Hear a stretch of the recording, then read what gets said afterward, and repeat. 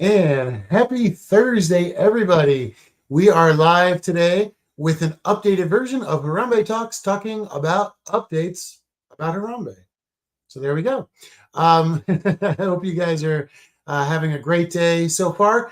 We're very, very excited. We wanted to, first of all, thank everybody for all of the amazing support we've been getting, continued support since we started this project, and especially now that the movie's coming out, because the movie is meant to be more than just a movie. It needs to be more than something somebody clicks on and then, shuts off if they're busy.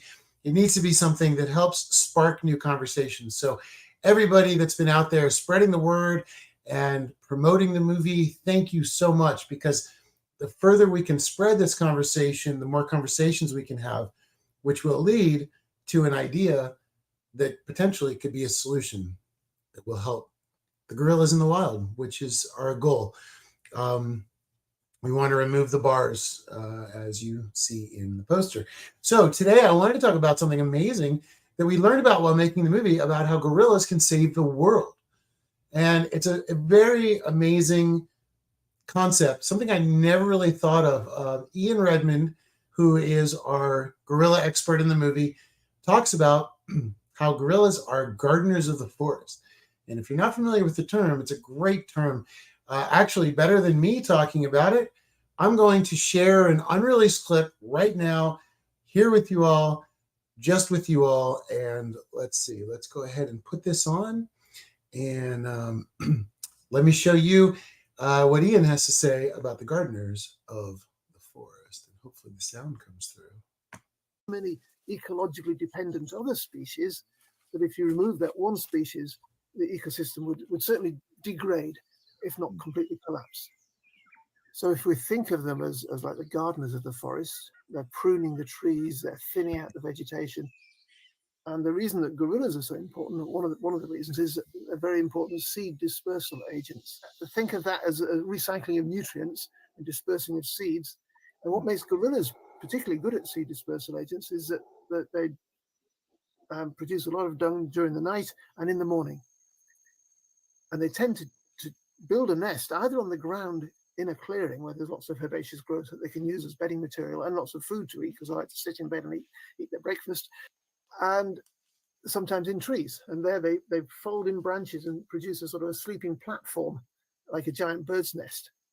And as they bring those branches in, it's like folding an umbrella. So it creates a light gap in the canopy. So for any seed that is fortunate enough to be eaten by a gorilla, it gets left in a little pile of first-class organic manure under a light gap. The world is focused very much on how can we sequester and store more carbon to take it out of the atmosphere, take the CO2 out of the atmosphere, release the oxygen and store the carbon. And people are inventing all sorts of machines that might do that. But we've got a machine that evolved over millions of years. It's called a tree.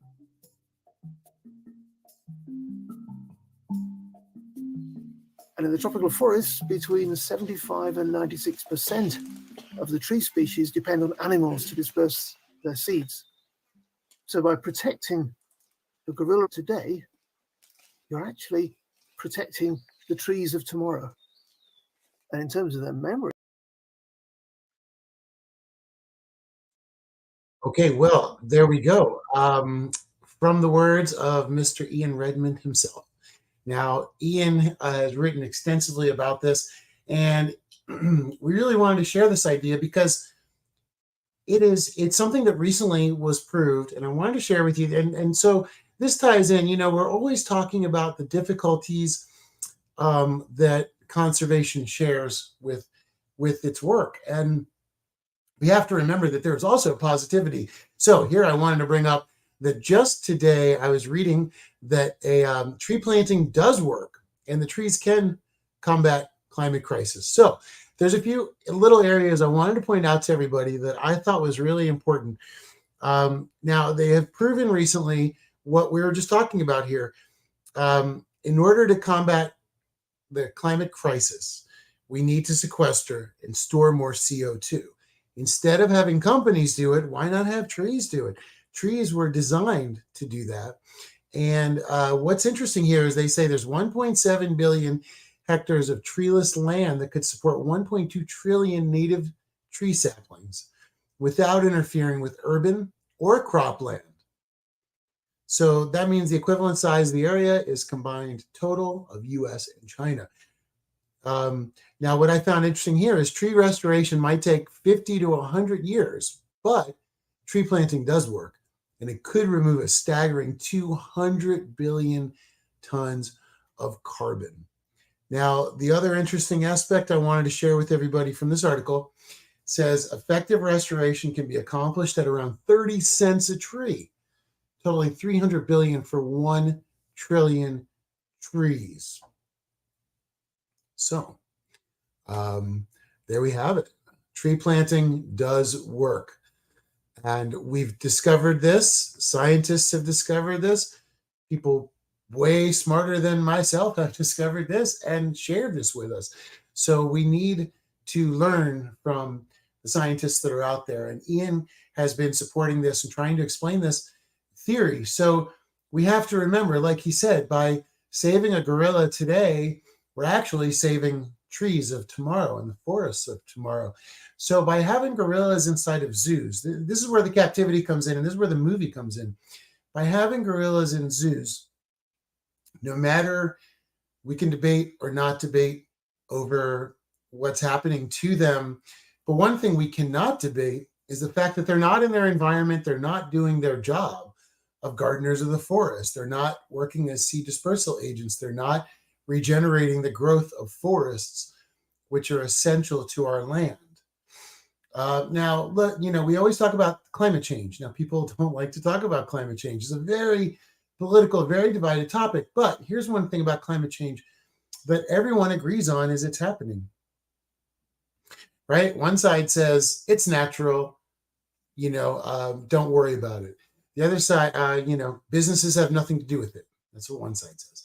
The other side says human activity is accelerating us on a slip and slide to extinction through climate change. So you have two very opposing sides, which I find interesting because people don't tend to fit into two categories. So how did we end up there? There should be a lot more opinions than that and perspectives. So that brings us to where the gardeners of the forest come in, because now, if you think about it, there is a solution that both sides of these both say, yeah, climate change is happening. They just disagree on why. But who cares why? The reason is, how can we stop it? And learning why maybe can help us in certain aspects, but not necessarily. Captivity is stopping nature from healing itself. We don't need these animals inside of concrete exhibits. It's not helping the world, it's not helping nature, and it's not helping biodiversity. Simply by saving the land that these gorillas live in and helping getting them back to where they should be can save the planet. So it's pretty amazing. We learned about keystone species before, and here we are again talking about that. So I wanted to share that with everybody, because what we talk about in the movie, these gorillas can save the world. Like I said, regardless of what side you are about climate change, maybe we're arguing about the wrong thing, and what we should be talking just about is solutions. And here's a solution that we don't need to do much with. Now, the problem is nobody will make money on this. So it's a more challenging solution, and it's a more altruistic solution. But sometimes our solutions have to be done in the interest of all, not for the pockets of the few. Climate change is one of those things. Animals are one of those things for long, way too long. In America, we learned in the movie, they're considered property, only property. Now, people like the non-human rights, they have been fighting to try to get personhood for certain animals to help get them relocated. But it is a long battle ahead.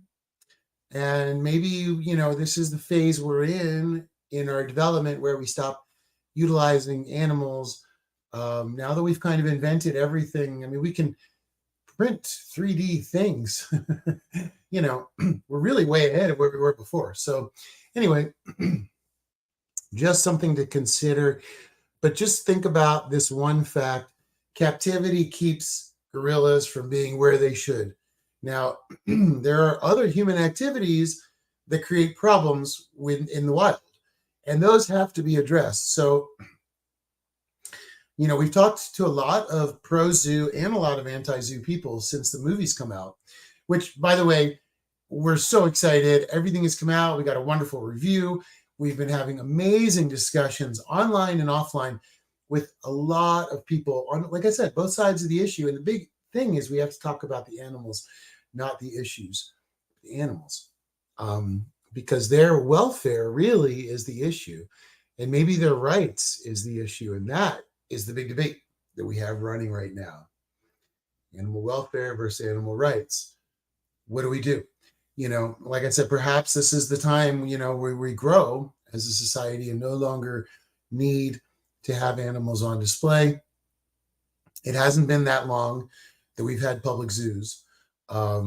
So it's something, as a society, we can live without, and we can learn more about in different ways, because as we learn today, it's essential for our planet to survive, to have enough trees. And the simplest, easiest, free way to save the planet is put the gorillas back. Now that's definitely a lot easier said than done, right? Because of all the human encroachment on their habitats. So these are the kind of conversations that we need to be having. And we hope that you guys watch the movie. Let us know what you think. Please write a review. Go, let us know. Send us an email. Get in touch with us. Go to our Facebook page. Send us a message. Let us know what your thoughts are, because the more conversations we can spark, the further we can spread the idea, the better ideas we can find, the more solutions we can find. It's all about solutions. So we can guarantee we have a solution to one of the biggest problems that everybody faces. And that solution is gorillas being free. Everybody wins, maybe except for the zoo owners, but everybody else wins. All right. Well, I just wanted to have a nice positive message day and tell you guys about that incredibly wonderful news, to learn that, yes, this is an effort that can work, and it's an effort that can easily be done. And it's very exciting. It's very amazing. The gorillas are so important. And like I said, we have to think outside of the zoo and put them back where they need to be. So have a wonderful Thursday, everybody. We'll keep you updated. Again, we are on Films for Action. You can go to filmsforaction.org, watch Harambe. And you don't have to have a membership there. You can watch the movie. Very soon, we're going to be on Amazon Prime. And from there, we're going to keep expanding, because, like I said, we want this conversation to continue as far and wide as possible. And we want to see change as quick as possible. And thank you all for being part of that change. It'll change the world forever, and it'll change the fate of the gorillas forever too. All right. Thanks for tuning in, and we can't wait to catch up soon. All right. Let us know what you think.